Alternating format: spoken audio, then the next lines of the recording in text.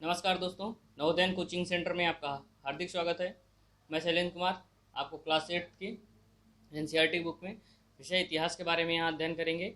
इतिहास का दूसरा चैप्टर है। दूसरे चैप्टर का नाम है व्यापार से साम्राज्य तक कंपनी की सत्ता स्थापित होती है। कंपनी की सत्ता स्थापित होती है।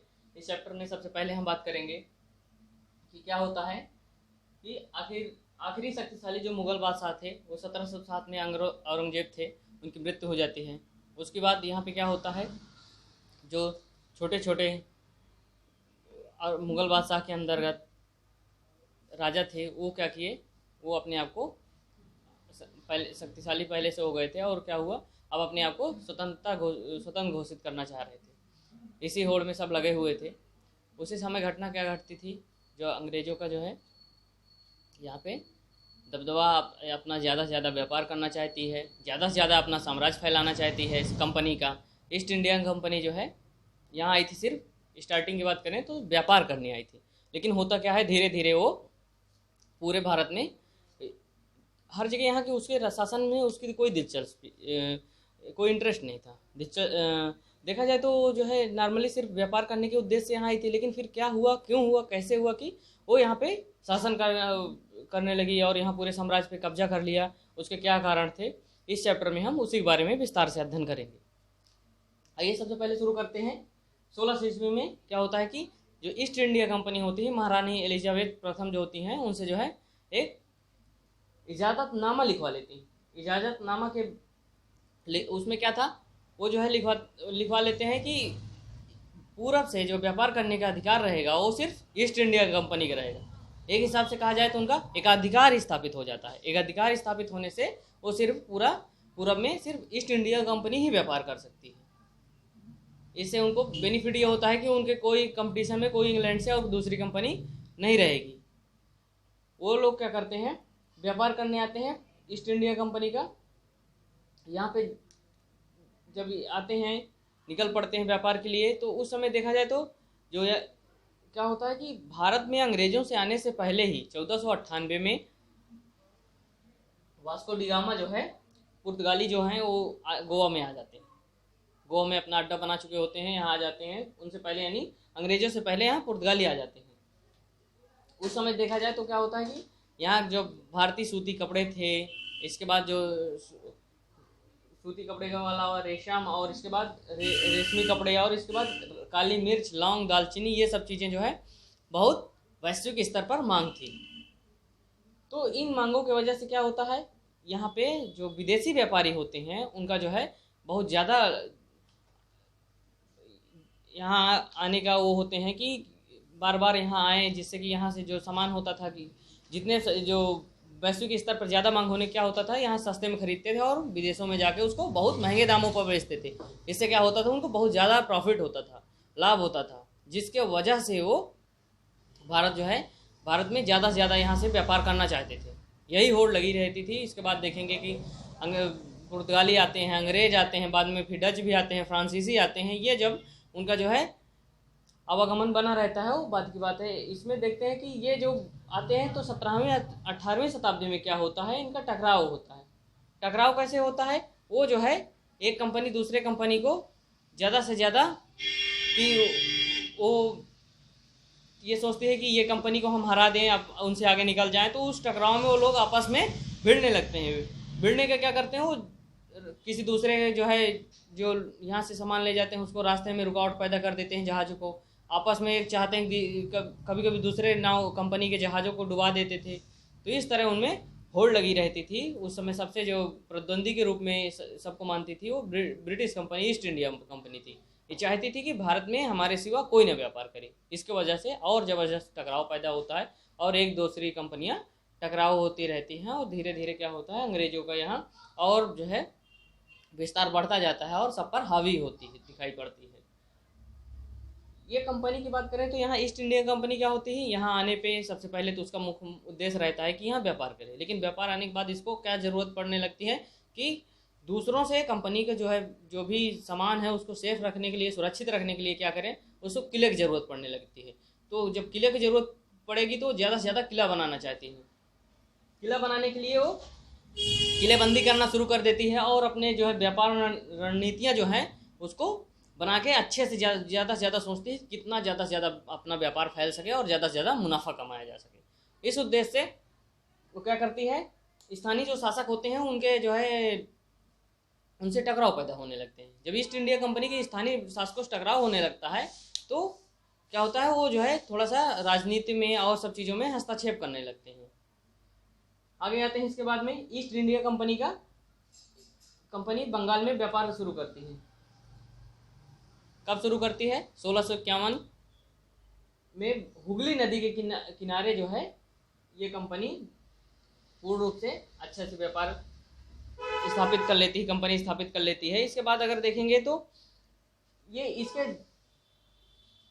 इसके बाद ये जो है धीरे धीरे बंगाल में तो कर ही लेती है। अगर और देखेंगे तो इसी तरह बंगाल है, मद्रास है और मुंबई है, ये सब जो है, हैदराबाद है, ये सब धीरे धीरे कब्जा कर लेती है। इनको ये प्रेसिडेंसी शुरू के रूप में बहुत फेमस थी कोलकाता की बात करेंगे 1696 में यहाँ क्या करती है, 1600 ईस्वी से यहाँ देखेंगे तो यहाँ क्या होती है, सिर्फ इजाज़तनामा लेती है। उसके बाद आते ही व्यापार शुरू होता है। व्यापार शुरू होते होते बढ़िया हुगली नदी किनारे बढ़िया फैक्ट्री स्थापित कर लेती है, बढ़िया से उसका व्यापार शुरू हो जाता है। तो हुगली नदी में अच्छा खासा उसका अड्डा बन जाता है। 1651 तक ईस्वी की बात करेंगे तो फिर इसके बाद देखेंगे 1696 ईस्वी में वो किला बनाना शुरू कर देती है। किला बनाना शुरू हो गया, अपना एरिया बढ़ाने लगी। तो स्वाभाविक सी बात है, जो स्थानीय शासक होंगे उनसे टकराव होगा। तो यहाँ क्या होता है, 2 साल बाद देखेंगे कि वो जो स्थानीय अफसर होते हैं, 1600 के बाद 1696 से बात करेंगे तो बहुत ज़्यादा लंबा समय हो जाता है। तब तक में क्या होता है, कंपनी बहुत शक्तिशाली हो जाती है।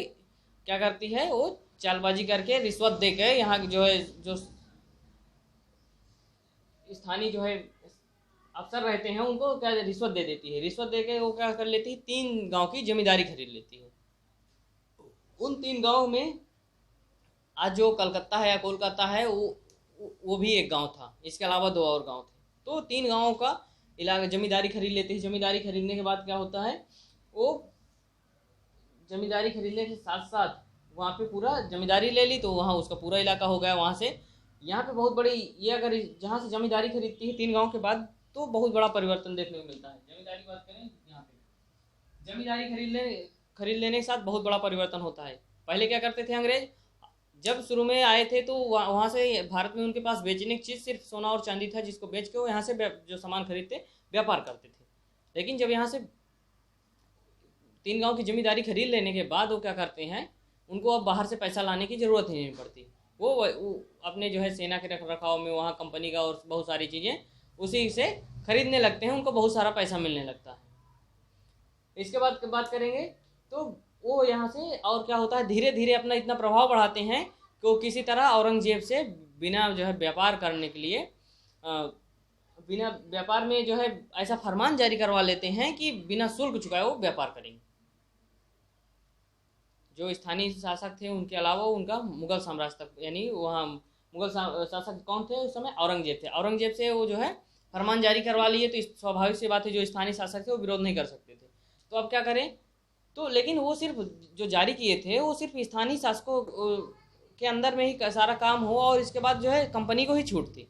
लेकिन कंपनी के अफसर क्या किए, जो निजी तौर पे व्यापार करते थे उसका भी नहीं जो है राजस्व चुकाना चाहते थे, टैक्स नहीं देना चाहते। तो जिससे क्या हुआ, जो स्थानीय शासकों के जो राजस्व में बहुत कमी आ गई, जिसकी वजह से उनको विरोध करना पड़ा।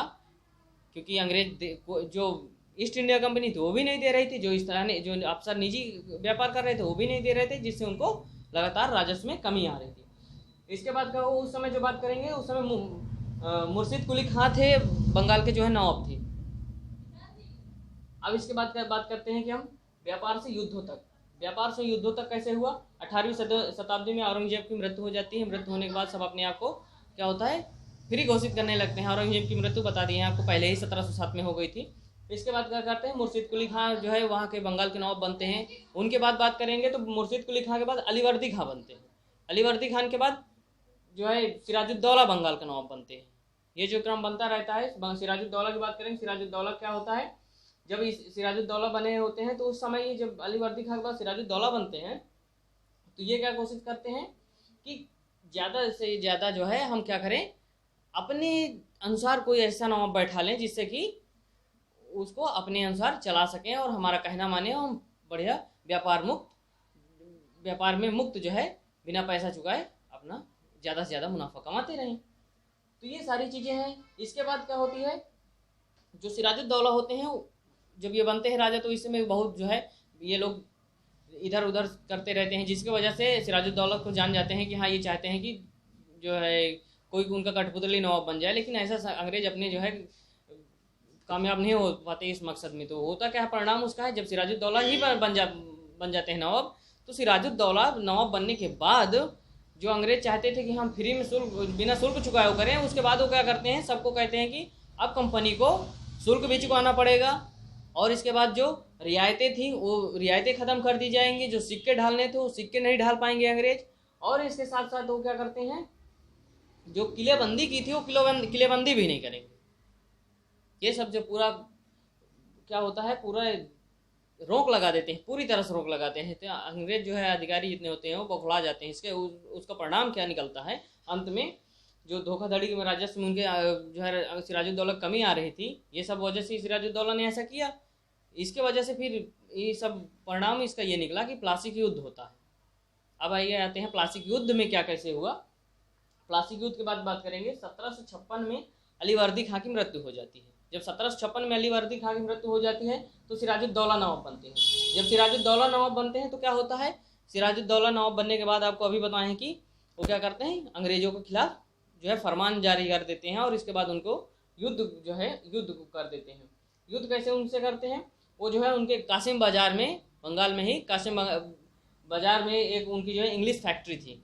इंग्लिश फैक्ट्री में वो 30,000 सैनिक के साथ धावा बोल देते हैं, और वहाँ पे जितने भी हथियार सामान और सारी चीज़ें रहती हैं, अंग्रेज अफसर रहते हैं उनको बंदी बना लेते हैं, जो हथियार रहते हैं उनको लूट लेते हैं, और जो सामान रहता है उनको लूट लेते हैं। इंग्लिश फैक्ट्री को लूटने के बाद वो लोग जो है आते हैं, अब अपना टारगेट रखते हैं जो कलकत्ता में ही स्थित जो है उनका किला रहता है अंग्रेजों का, वहाँ पे कब्जा करना चाहते हैं। सिराजुद्दौला की सेना वहाँ जो है कलकत्ते किले पे कब्जा करने के लिए जब जाते हैं तो क्या होता है कि अंग्रेज जो है बहुत घबरा जाते हैं। इस घबराहट से वो क्या करते हैं, अपने जो है मद्रास में जो प्रेसिडेंसी थी, मद्रास वाले क्या करते हैं, सोचते हैं कितनी बड़ी जो है कलकत्ता इलाका हमारे यहाँ से छूट जाएगा। इसके डर की वजह से वो लोग फिर बढ़िया से अपनी रणनीतियाँ बनाते हैं, जिसकी वजह से वो रॉबर्ट क्लाइव के नेतृत्व में मद्रास से जो है एक सेना भेजते हैं। सेना भेजने के बाद वो क्या होता है, सेना जो है कलकत्ता में आती है। कलकत्ता में आने के बाद उस समय जब रॉबर्ट क्लाइव आ रहे थे तो उनके साथ जो सेना थी, सेना के अलावा उनमें जहाजी बेड़ा भी शामिल थी, उनकी नौसेना यानी भी उनको सहायता दे रही थी। वो लोग क्या करते हैं कि यहाँ के तो जो बंगाल के थे सारे जो है जहाजी बेड़े और जो सैनिक अफसर सबको तो बंदी बना लेते हैं, सब कब्जा कर लेते हैं। अब बचता है किला में जब कब्जे की बात आती है तो इसके बाद उनसे जो है तब तक ये क्या होता है, रॉबर्ट क्लाइव के नेतृत्व में अंग्रेज जो है सेना भेज देते हैं। अब रॉबर्ट क्लाइव से युद्ध होता है। अब रॉबर्ट क्लाइव की बात करेंगे तो युद्ध क्या होता है, 1757 में प्लासी युद्ध होता है। ये डेट याद रखिएगा, ये डेट बहुत इंपॉर्टेंट है, हर जगह एग्जाम में आपको मिल जाती, कहीं ना कहीं पूछी जाती है। 1757 में प्लासी का युद्ध हुआ था। इसके बारे में और इसका कितना बहुत बड़ा महत्व है, इस डेट के बारे में आगे बताते हैं। प्लासी के युद्ध ही कितना महत्वपूर्ण है। इसमें क्या होता है, मीर जाफर क्या होता है, कारगुजारिया कर जाता है। ये प्लासी युद्ध होता है, रॉबर्ट क्लाइव के नेतृत्व में सिराजुद्दौला से युद्ध होता है। तो सिराजुद्दौला के सेनापति के रूप में जो मीर जाफर रहते हैं वो धोखा दे देते हैं। धोखा देने के साथ क्या होता है, मेन मौके पर जब युद्ध होना होता है तब धोखा देते हैं।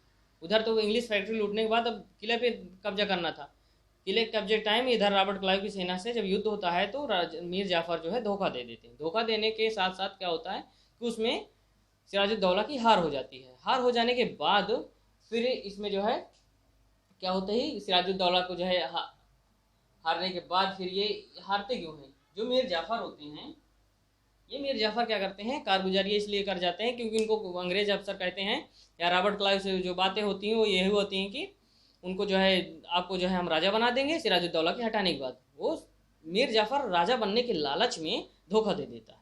इसी का परिणाम होता है अंग्रेज जीत जाते हैं, और जीतने के बाद वो फिर बाद में मीर जाफर को राजा बना देते हैं, सिराजुद्दौला हार जाता है। सिराजुद्दौला के राजा बनने के बाद क्या होता है, अंग्रेजों की ये पहली बड़ी जीत होती है, भारत में सबसे बड़ी जीत होती है। यही जो है यही टर्निंग पॉइंट होता है जो अंग्रेजों को भारत में अपने पैर जमाने पर बहुत बड़ा अहम रोल जो है अदा करता है। इसके बाद आएंगे कि क्या होता है, 1757 में तो यहाँ प्लासी युद्ध होता है, लेकिन इसके बाद फिर क्या करते हैं, मीर जाफर को राजा बना देते हैं। मीर जाफर जब क्या होगा, राजा बन जाएगा तो स्वाभाविक सी बात है उसको अपनी जनता को और सारी चीज़ों का ध्यान देना पड़ेगा। उसको अपना जो है जब ध्यान देगा तभी उसकी पब्लिक खुश रहेगी। तो वो क्या करते हैं, वो जो है कंपनी के अफसर चाहते हैं कि अब हमें पैसा दे।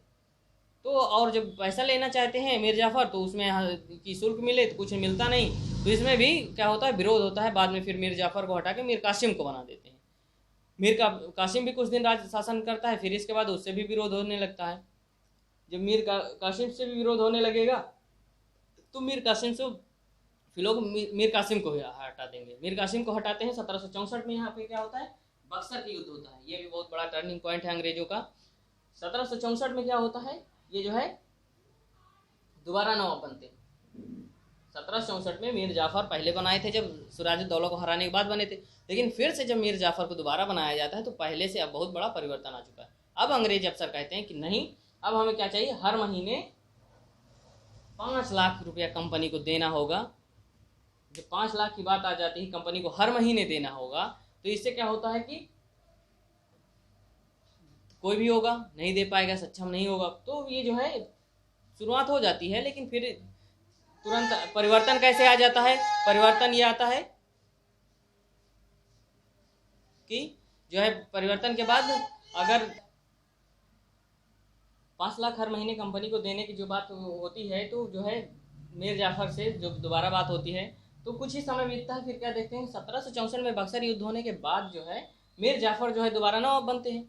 लेकिन यहीं पे क्या होता है कि 1765 में ही मीर जाफर की मृत्यु हो जाती है। मृत्यु होने के बाद फिर आप कंपनी क्या करते हैं, मुगल सम्राट से बंगाल की दीवानी अब क्या होते हैं, वो खुद नवाब बनना चाहते हैं और वो अब कहते हैं कि अब हम खुद ही जो है शासन करेंगे। तो वो क्या करते हैं, मुगल सम्राट से खुद ही वहाँ की बंगाल की दीवानी ले लेते हैं। बंगाल की दीवानी लेने के बाद अब तो पूरा उनका ही पूरा बंगाल हो जाता है। पहले 3 गांव मिले थे, अब पूरा बंगाल ही हो जाता है। बंगाल हो जाने के बाद वो उनके पास राजस्व जो पैसे की वसूली थी बहुत हो जाती है। अभी तक की स्थिति ये रहती, जो थोड़ा बहुत लाते थे अब एकदम से पूरी तरह बंद कर देते हैं। मतलब कि जो सोना चांदी लाते थे यहाँ से सामान खरीदने के लिए पूरी तरह बंद कर दें। अब उनके पास इतना पर्याप्त पैसा हो जाता है कि वो पूरी सेना को पैसा भी दे देते हैं और इसके साथ साथ पैसा देने के साथ साथ वो पूरा यहाँ का व्यापार करने के लिए पूरा सामान भी खरीद लेते हैं। तब भी उनके पास भी बहुत पैसा बचता रहता है। इसी के साथ साथ क्या होता है कि जो भी कंपनी के अफसर होते हैं वो ज़्यादा से ज़्यादा इस टाइम क्या होता है, साहब एक से यहाँ पैसा कमाने के होड़ में लगे रहते हैं और बहुत सारा पैसा कमा लेते हैं। अब इसके बाद आते हैं कंपनी के अफसर नवाब बन बैठे। ये अगली हेडिंग है, कंपनी के अफसर नवाब बन बैठे। कैसे नवाब बन बैठे, कंपनी के अफसर नवाब बन बैठे। यहाँ उदाहरण के रूप में लेते हैं जो रॉबर्ट क्लाइव थे, वो तो बहुत ज़्यादा पैसा ले गए। पैसा की उनकी बात करते हैं तो 4 लाख जो है लगभग पाउंड से ज़्यादा उनकी जो है यहाँ से जब गए थे तो दौलत थी। रॉबर्ट क्लाइव की बात करते हैं, जब वो शुरू में आए थे वो दो बार गवर्नर बनने के बाद 1767 में जाते हैं। 1767 में वो यहाँ से 2 बार गवर्नर बनने के बाद पूरी तरह से यहाँ भारत से चले जाते हैं। लेकिन जब वो आए थे तो कितने साल के थे, 18 साल के थे। 1743 में इंग्लैंड से जब आए थे तो लेकिन 4 लाख पाउंड की दौलत, अकूट दौलत ले गए थे। इसके बाद उस समय जो इंग्लैंड में जो स्थिति थी, यहाँ जो आते थे ये सोच के आते थे कि भारत चलते हैं, यहाँ से पैसा कमा के जो है अपने यहाँ इंग्लैंड में अच्छे से बढ़िया राजा करेंगे। वहाँ वो इंग्लैंड जो राज करेंगे, वो इंग्लैंड में जो यहाँ से कमा के जाते थे उनको नवाब कहा जाता था। उस समय इंग्लैंड के लोगों को ऐसा मानना था कि भारत जाके अच्छे से रुपया कमा के फिर अपने यहाँ जीवन यापन करके अच्छे से रहेंगे। इसलिए अंग्रेज ज़्यादा से ज़्यादा यहाँ पे आके यहाँ व्यापार करना चाहते थे और पैसा कमाना चाहते थे, इसलिए यहाँ भारत आते थे। और इसके बाद बात करेंगे कंपनी के जो बहुत सारे लोग थे उस समय, तो इंग्लैंडों में यहाँ तक कि कार्टून बनाया जाता था कि भारत को जो है ऐसे ऐसे लोग हैं यहाँ तो ऐसा मानते थे कि भारत जाना है, वहाँ पैसा कमा के यहाँ बड़े आदमी बन जाना है और अच्छे से रहना है। और आगे बात करते हैं कंपनी का फैलता शासन। 1757 की बात करेंगे तो 1757 में जो है यही रॉबर्ट क्लाइव ही थे जो क्या ही युद्ध हुआ था। फैलते शासन के इन्होंने बहुत ज़्यादा जो है वो किए, पैसा तो बहुत कमा लिया। अगर बात करते हैं कि पैसा कमाने के बाद जब ये यहाँ से गए थे तो 1772 में संसद में इनके ऊपर जो है रॉबर्ट क्लाइव के ऊपर भ्रष्टाचार का आरोप लग गया था। और इसके बाद क्या होता है, 1774 में ये आत्महत्या कर लेते हैं इंग्लैंड में। यहाँ का शासन कैसे फैला है, 1757 से लेकर 1857 के बीच बात करेंगे तो इस दौरान क्या होते हैं, ये लोग जो है किसी भी शासन, किसी भी राज्य में या किसी भी क्षेत्र में वो डायरेक्ट जो है जाके अपनी सेना भेज के युद्ध नहीं करते थे। ये राजनीतिक, आर्थिक और वहाँ पे कूटनीतिक जो है दिमाग चला के वहाँ पे ऐसा वो करते थे कि धीरे धीरे उसको अपने कब्जे में ले सकें। अगर इसकी बात करेंगे तो इसी तरह डायरेक्ट कोई अगर जाए युद्ध करेंगे तो हार जाते, इसलिए वो पहले राजनीति में, यहाँ कहने का मतलब, फूट डालते थे और राज करने की नीति अपनाते थे। इसमें बात करेंगे तो रेजिडेंट की बात करेंगे तो सहायक, ये जो है अलग अलग जो है क्षेत्र में अलग अलग शासकों यहाँ रेजिडेंट नियुक्त कर देते थे, और इसके बाद वो कंपनी को सीधे से, कंपनी के आदमी रहते थे वो रेजिडेंट पूरा जो है सूचना देते थे, यहाँ तक कि राजा कौन सा अगला राजा बनेगा उसमें भी वो हस्तक्षेप करते थे। और इसके बाद बात करेंगे रिचर्ड वेल्जी जो थे 1801 में अवध का नवाब इसी तरह धोखाधड़ी के उसमें वो कर लेते हैं, कहने का मतलब आधा इलाका हथिया लेते हैं। इसमें क्या करते थे, ये जो है सहायक संधि थोप देते थे। सहायक संधि ऐसे होती थी कि राजा को सैनिक अधिकार नहीं रखने का अधिकार नहीं मिलता था, और वो जो है वो सैनिक अधिकार पाने के उसमें कि सैनिक अधिकार जो है ले लिए और सैनिक जो है अंग्रेज अपने से देते थे जब सैनिक सुरक्षा उनको चाहिए, और सैनिक जो है अधिकार राजा को नहीं होता था, जिसके वजह से वो क्या करते थे, राजा से उसके सैनिक रखने की वजह में पैसा लेते थे। जब कोई पैसा नहीं दे पाता था उसका जो है इलाका या उसका क्षेत्र जो है हथिया लेते थे। तो इसी तरह ये जो है अवध को हड़प लिए 1801 में, इसी तरह जो है हैदराबाद की जो है रियासत को काफ़ी इलाका हड़प लिए। तो इस तरह ये जो है इनका जो है शासन जो है पूरा अभी तक यहाँ तो कब्जा करते हुए यहाँ शासन अपना जो है क्षेत्र बढ़ाए। और इसके बाद का जो अगला जो है वीडियो, अगले जो है टीपू सुल्तान की हेडिंग है, वो हम अगले वीडियो में आपको पढ़ाएंगे। उम्मीद करते हैं ये हमारी वीडियो अच्छी लगी होगी, आशा करते हैं आप जो है हमारे इस चैनल को सब्सक्राइब जो है अच्छी लगने, जितना सारा जो है इसमें मैटर है आपको उम्मीद है पूरा समझ में आ गया होगा। प्लीज़ हमारे चैनल को सब्सक्राइब करिए, लाइक करिए एंड शेयर करिए। अगली वीडियो में आप पूरा चैप्टर पढ़ पाएंगे। धन्यवाद।